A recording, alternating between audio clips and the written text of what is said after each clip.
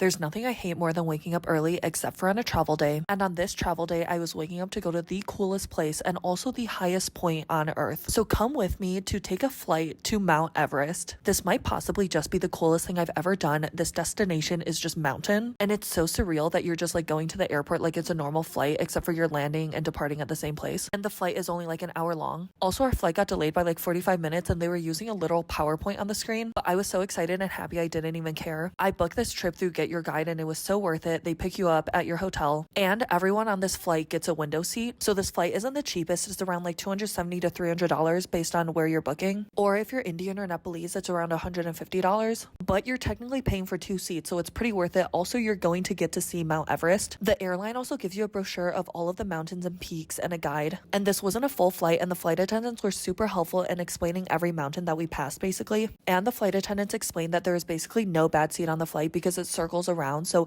each side gets to see Everest and all of the mountains. But I'm not lying when I say I actually teared up when I saw Mount Everest. Like I literally cannot believe that this was my life and it was real. And especially when I have the privilege to be able to do this at 26. And it wasn't even close to being a full flight. So the flight attendants were super chill about us just being able to like switch seats and like go on both sides. And an hour later, our flight was landing back in Kathmandu and the airline gave us a certificate and everything. And this was probably one of the most productive mornings I've had in a long time.